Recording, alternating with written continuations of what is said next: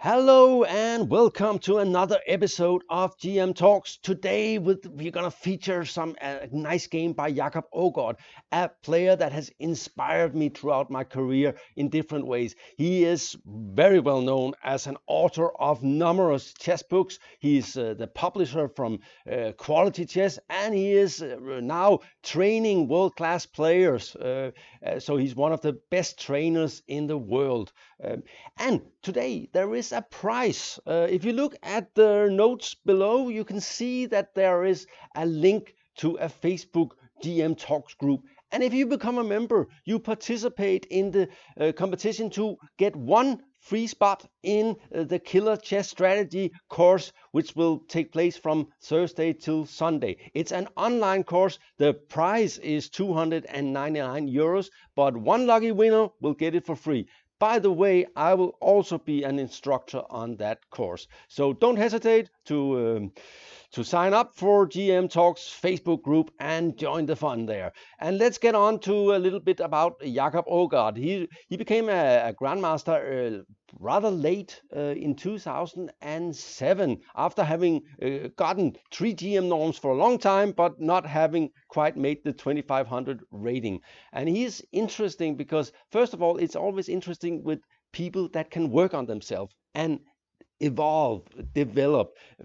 He started out writing a little bit chess books, and they were sort of okay, and then gradually they became better and better, and he's now, I think he is maybe one of the absolute best authors of chess books. And he wrote a lot about different subjects, both openings books, strategy books, and so on.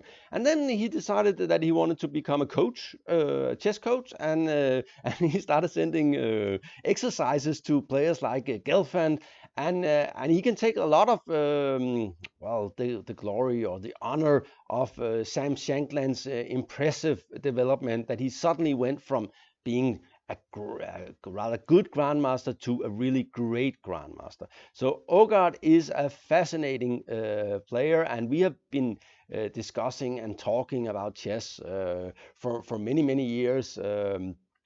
We played in the same club in Elsinore when before Jakob went to Scotland, and where he got married, and he's since divorced. I was at his wedding actually, and that was fun. The Scottish dances, it's a great thing. Anyway, we're gonna see a game that made a big impression on me. He won in 2012. I think he won the British Championship there actually. He never won the Danish championship when he was still Danish, and now he of course represents Scotland, and I don't think he will switch back to Denmark. He has played on the national team of Denmark, but then he switched back again. I don't think how many times you can switch sides. I don't think you can do it anymore. So and I think he's happy to be Scottish. He is a big thinker. He's not always very practical. I think he gets quite emotional when he's playing, but he is always taking an intelligent stance.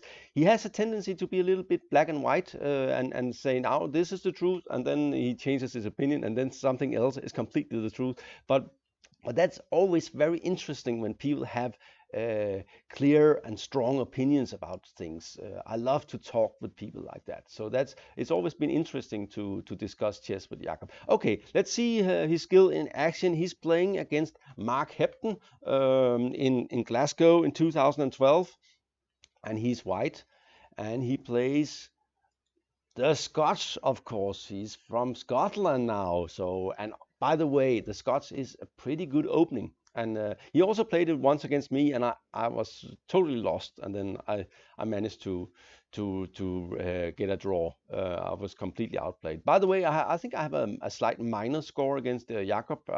He has a tendency to be very tricky sometimes with good traps, and I tend to fall into them. Anyway, he was well prepared for this, and of course, with the Quality Chess team, they sometimes have pretty good preparation. They work a lot, I think, and are very professional. And I think actually Quality Chess sort of revolutionized the chess publishing scene by suddenly making really, really excellent content on a grandmaster level, and that was not seen before.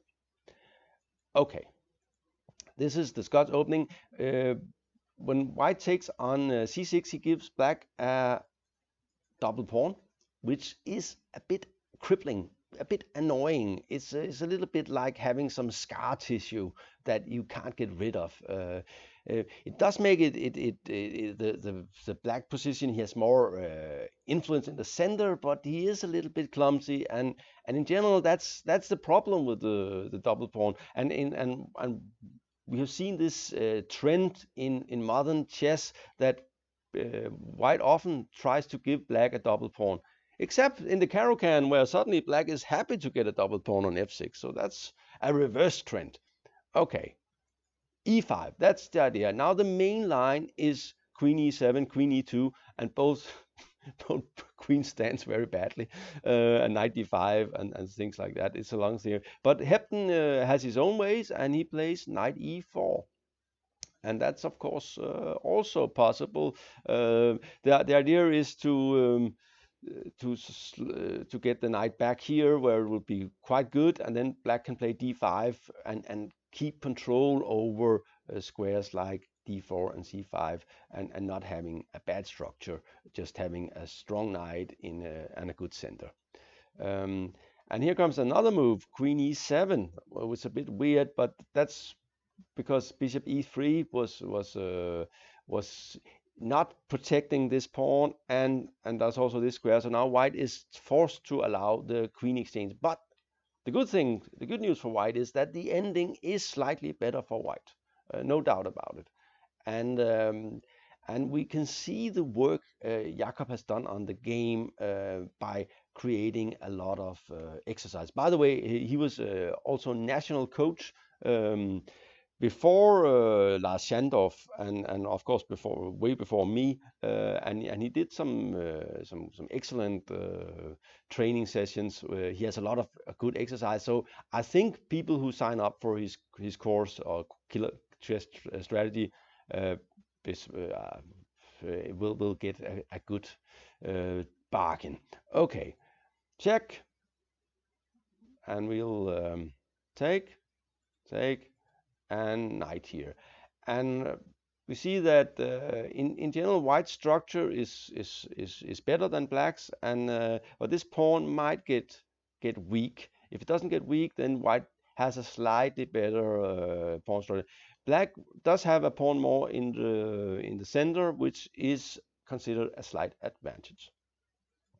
Take, and take. And black now has, well, yes, in general, white is slightly better because black has one. Maybe I should make them red instead, and then I should make these ones yellow like this. You can see he has three pawn islands, and white has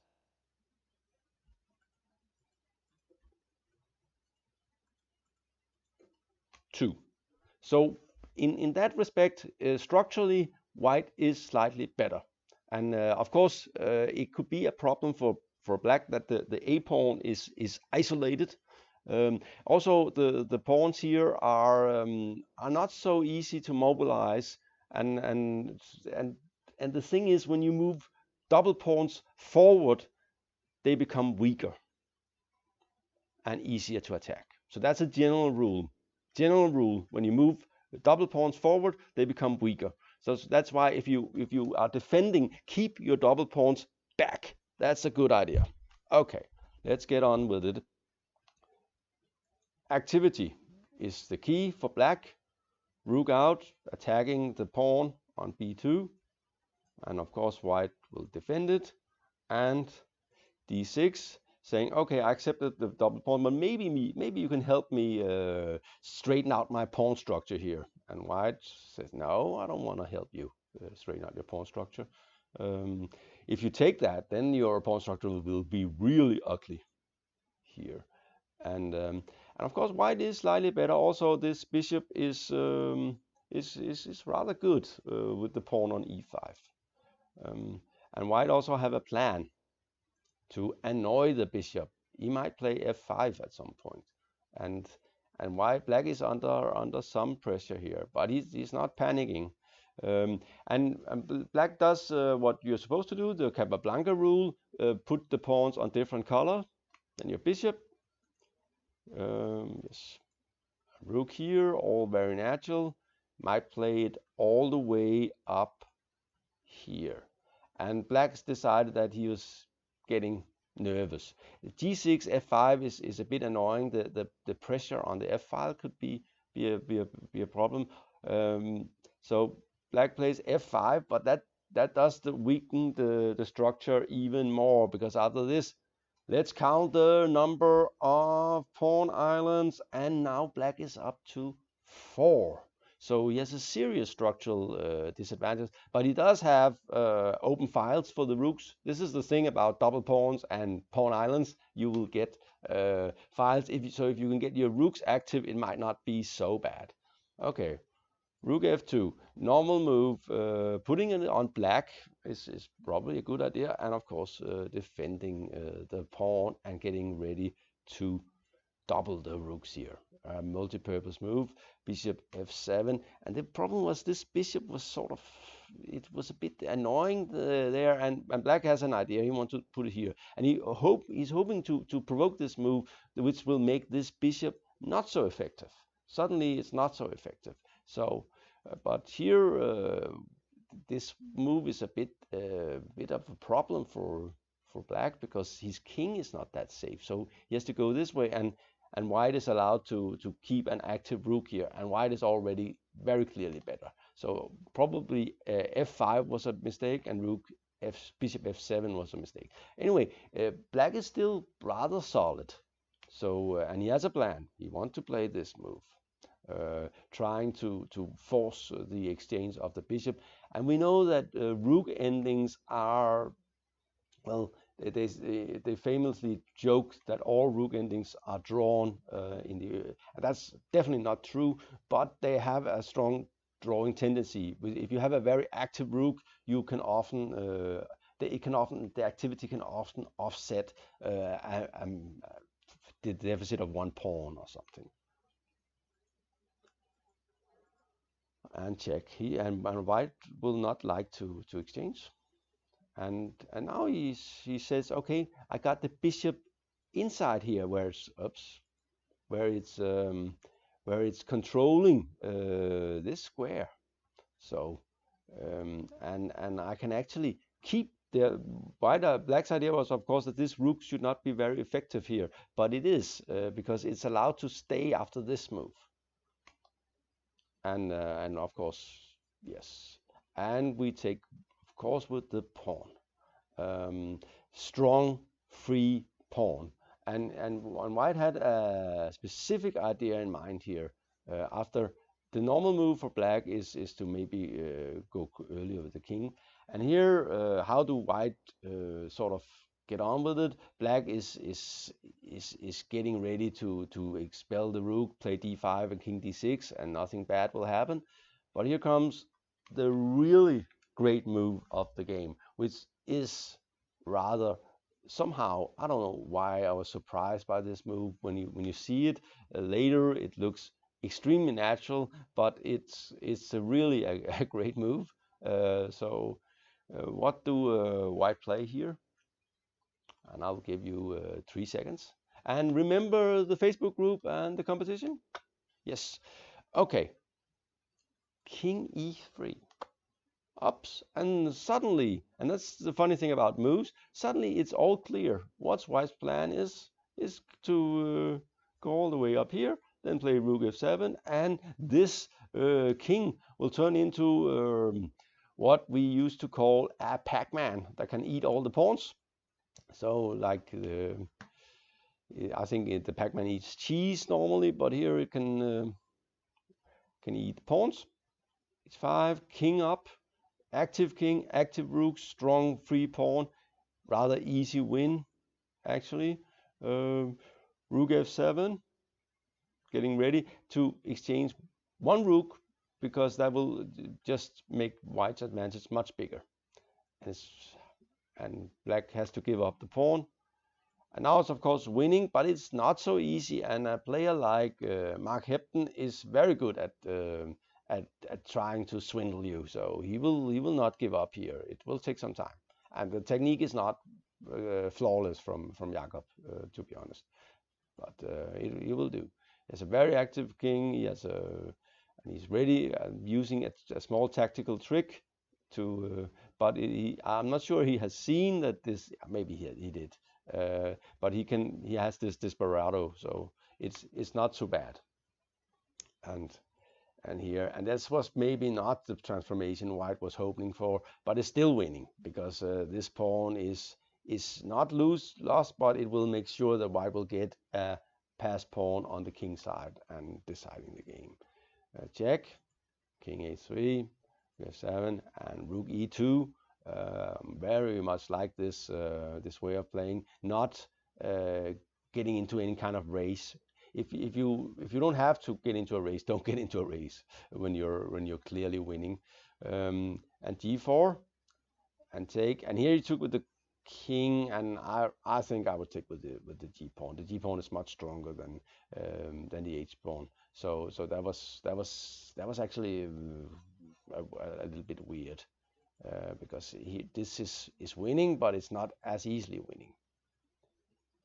And c4, I'm not sure that was necessary, but and White is just pushing the pawn, and the h pawn is ready to queen. If he takes on a2, you take on a4, getting the king out of the way, and the h pawn will move down to become a queen. So black has to do some little trickery, take to get a pass pawn, but it doesn't help much.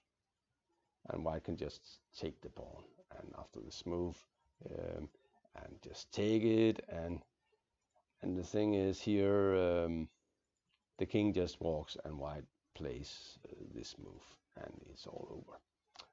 And the king can come closer again, and the pawn will queen. So this was Jakob Aagaard, and he is, well, he's not playing very much. He's playing a little bit in the Danish league. I think he might also play in the Scotch league, and sometimes he's shows up in some tournaments. He's not really retired, but he's not. I think his main career is probably coaching, but I'm sure he will write another book. He's written, I think, more than 20 books, and of course he's been the editor of a lot of books too. So it's safe to say that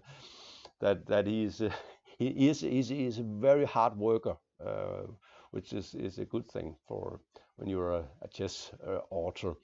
This was GM Talks. Thank you for watching.